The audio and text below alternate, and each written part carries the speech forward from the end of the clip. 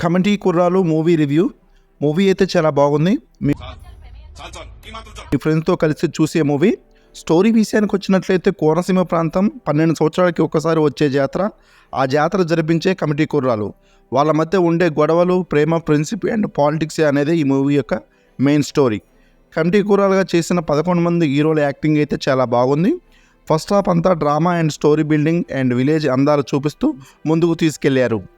First half movie అయితే ఎక్సలెంట్గా ఉంది. మూవీలో పాటలు కూడా చాలా బాగున్నాయి.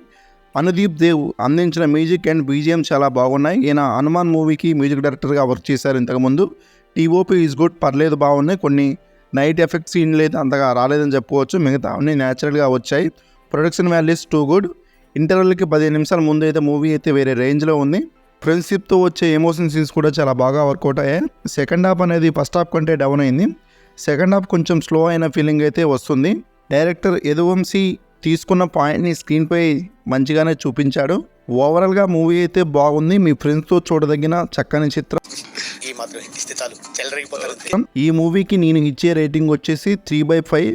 మీరు మూవీ చూస్తుంటే మీకు మూవీ ఎలా అనిపించిందో అనేది కామెంట్ చేయండి. ఈ వీడియో నచ్చినట్లయితే ఒక లైక్ చేయండి.